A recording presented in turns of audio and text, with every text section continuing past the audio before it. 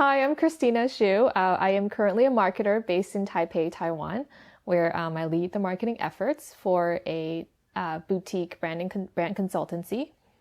And before that, I was in Hong Kong and New York working in management consulting. And I joined that out. I decided to take on the challenge in Taipei when I was, during my career in management consulting, where I noticed from New York to Hong Kong, there's a cultural shift in the workplace and the way people communicate. And that's something that I've always really been fascinated with. On how people interact in the workplace as well as outside of the workplace. How does that communication affect us, like when we go to different markets? And because of this interest and also how that has affected my work, I happened to meet the founder and the leader of DDG, which is my current employer. The firm basically helps Taiwanese companies or companies in Greater China build their communication goals and packages to deepen their international influence. So how to help them go international with a stronger message so that, yes, they have good products, but also they have a good value proposition that can attract the right market. During this work, I realized, hey, actually my upbringing has a lot that really contributes to the work, and also my experiences throughout college and growing up in different, very diverse settings and backgrounds. During one of my college internships, I worked at a startup here in Silicon Valley called Shopkick, where my role was to launch a pilot project for small, medium businesses across 10 US cities. When I was reaching out to these small, medium businesses, I realized that the owners come from different backgrounds. Some of them might be Chinese, some of them might be Mexican, some of them might be American. And during the rollout process, because of where people come from and their level of understanding in technology and trust in technology, they actually have different challenges in how we communicate these things to convince them to say, hey, try out this app and join us. It'll make your business more successful. Help people understand technology or whatever it is that the idea that we're trying to introduce was a really powerful experience. And so a lot of the experience I have at DDG actually kind of reminded me of that experience at the startup to say, okay, let's figure out a way where we communicate that is going to be easy to understand and also, I think, applicable to people who will all benefit from it, no matter what background they come from. So something that's more inclusive. That's been kind of how I approach my work at DDG, whether it's internally, where I help the team transform from a more traditional approach to all digital, or mostly digital, and as well as talking to our clients to say, who have been operating their business successfully for 30 years without a branding department, to say, hey, branding is something that is going to help you really accelerate your business that is going well, but it could be better. If you want it to be better, this is what we can do. When you were a child, what did you want to be when you grow up? I didn't grow up to want to be a marketer. In fact, I wasn't sure what I wanted to do, but I've always realized that I have this, that what's really exciting to me is ambiguity and not having a blueprint. So let me explain that a little bit more. Just when I go into an environment where I have to explore and figure out what it is that will make things successful and better, that's when I feel very excited. And so I think that's why the work almost kind of found me. It's kind of strange how things work out. My father's career was he ran a distribution business where he was bringing technology equipment from the US or different countries to Greater China and vice versa. Growing up, being a part of his business meetings and maybe in conversations with him, that has an influence to watch him how to bring an idea from one border to another. Funny story. So this is also a story that my mother loves to tell people when we're at family dinners. I wanted to be the person who collects money at the toll booth. I was 3. That's what I saw, on a road trip. And then I said, I want to be that person that stands there and people will just come to me with their money. And that's how I can make a living. And so that's what I wanted to be, the lady at the toll booth. So at what point in life did you realize that, oh, maybe not that. I think I also wanted to be a chef. So after I think I loved acting when I was a child. So whenever, like after at the end of every day, I would reenact situations that happened during the day. So for example, like after school, I would come home and I would pretend that I had a classroom and I would teach. And my mother would tell me that she never had to ask me how school went because she would know from the little acting or play that I would do after school. And let's say if we go to a restaurant, when we come home, I would ask my parents to sit down and for me to cook for them, cook. So I'll take out my toys and then I'll make food. That's really nice because that reminds me of stories in my childhood also where, oh, I wanted to be a veterinarian because my dog died and I couldn't do anything about it. Yeah. And then eventually my godfather is a lawyer and I really like his stature. Oh, I Okay. want to be a lawyer. Wow.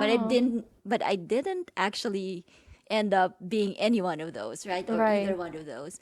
So any other realizations in your adult life that led you to the degree that you studied for and eventually the internships that you went for in the technology sector? I actually wanted to be a vet at one point as well. I got a dog when I was... There Yeah. Common Yes, spirits. exactly. So I got a dog when I was like 6 or something, and I just was fascinated. Her name's Hannah, and my mother would always ask me to read to her, and now I know it's a trick to get me to go do something else. But yeah, I would read to her, and I just thought her behaviors were very interesting, and I wanted to be a vet to understand animal behaviors. But I got to high school and realized I wasn't very good at biology, so that's when I realized probably not going to be a veterinarian. And in terms of selecting my universities, I actually wanted to be a photojournalist. The summer before I went into college, I actually shadowed a photojournalist to Outer Mongolia, where I saw how difficult it was to be a photojournalist and realizing that you have to be so passionate about the work that you're willing to forego your food, or like you need to eat ramen instead and spend the money on hiring a model or paying for more equipment. And I said to myself, do I have this passion? Am I actually passionate enough about this? And that's when I started taking different classes and discovered economics.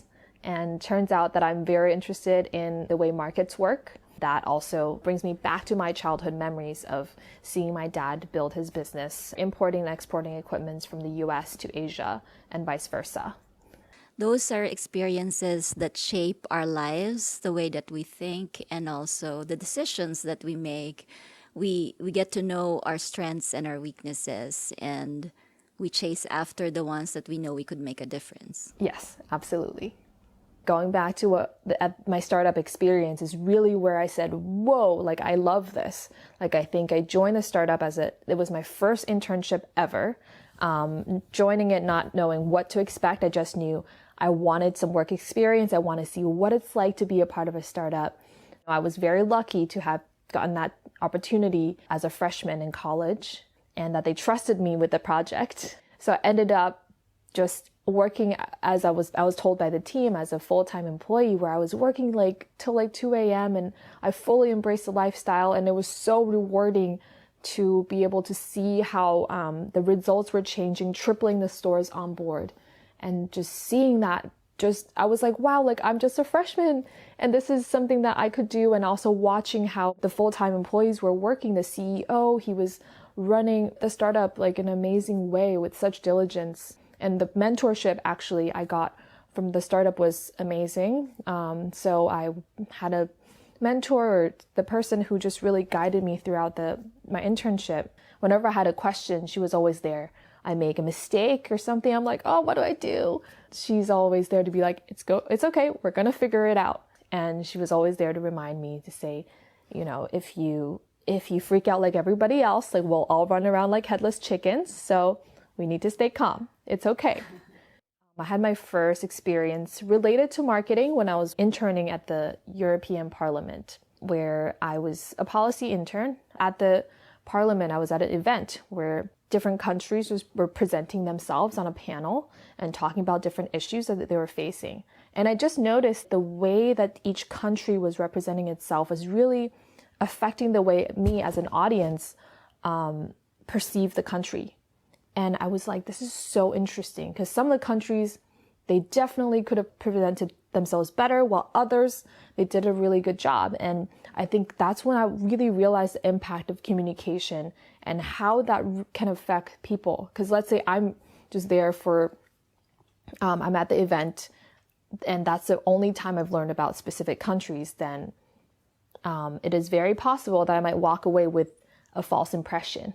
And so I think that's a moment where I was like, whoa, like this is the power of communication, and this is how it could affect the way people see countries differently. So, Christina, how did you find out about the mentoring club? So I found out about the mentoring club through Nigel, one of my best friends. When we're talking about our careers and goals that we're working on, he shared with me he's found a really good mentor through the mentoring club. And that's when I realized and noticed that, hey, Nigel's really changed in the way he approaches work and the way he solves problems that he encounters at work. So I asked him a little bit more about how he got connected with the mentor, and that's when Nigel introduced me to the mentoring club and you, Liesel, and we had a really exciting conversation over Skype, where I was based in Taipei, Taiwan, and you, Liesel, are in the Silicon Valley. Yeah, that's how I got matched with my current mentor, Sean Flynn, and the whole process was you showed me where I can find the list of mentors available on the platform. And you also recommended me to look into specific profiles, and Sean's experience in Greater China, building businesses as well as helping startups grow really resonated with me. And then seeing his trajectory moving from Greater China and to now to Silicon Valley, working at TechCode, one of the startup accelerators, really resonated with me. And I thought, hey, this is somebody I can model after, and also hear his experience and get his advice along the way. I remember when we spoke, I was really amazed that you were very specific about your goals. And what we're looking for in the mentoring club are mentees who are very passionate about what they want to do. They're very driven, and because that makes for really good leaders in the future. And so I was really inspired during our conversation. So I'm glad to hear from you now that things are working out well, and you're back here to explore education as well as going back into the tech sector, which you shared with me you really, really love. Yes. How did you find that mentor matching process? Oh, it was super smooth. After I shared my goals and my story with you, Liesel, like you shared, you showed me the page with all of the different mentors on the platform. Also recommended me to look into a few profiles that you feel like would be a fit for me. And after seeing Sean's profile and his story, it just really resonated with me. You know, his experience working in Greater China, he could really understand the context of my work in Taipei, Taiwan, and then also his move back to Silicon Valley and now being kind of very wired in the scene and having a great understanding of what's going on here. So I really saw that as a very valuable kind of experience that I could model after. He would have a lot of insights to offer and help me along the way. So it's been how many months now? Maybe 9 months or more since you integrated the mentoring club and your relationship with Sean Flynn, our mentor. And what do you think have changed for you? So we first started the mentorship on a weekly call every Friday, 7 a.m. for me, 4 p.m. for Sean, I believe. So it was a very consistent call where we would chat for about 20 to 30 minutes, depending on the amount of things we had to catch up on. I really appreciated that process where it was, we had a very intense start just to make sure to get everything on track, clarify the paths and the steps I had to take in order to work on my goals. Along the way, of course, I had some challenges and some questions, and that's where we'd go through the questions like during our calls. And also I think what was really important was during every call, Sean would say, okay, so what went well last week? And that was really important for me because it was an opportunity to recognize progress and have little like small rewards for myself to say, oh, like that was good. And then what do we work on next week, and setting clear KPIs for what we have to achieve. And then later on, like we started actively working on each initiatives we've identified. For example, getting involved in projects that are relevant to the technology sector. So that's where I helped start a artificial intelligence and law research nonprofit in Taipei, Taiwan. Wow. Networking and meeting as many people as possible who are in the sector or could share more of their experience with me. Sean made introductions wherever possible. He actually has a lot of connections still in the Greater China area, so that was really helpful. Actually, one of the connections Sean introduced me to, her name is Alyssa. So Alyssa was actually recently in Hawaii, and one of my friends just moved to Hawaii, so I introduced her to Alyssa.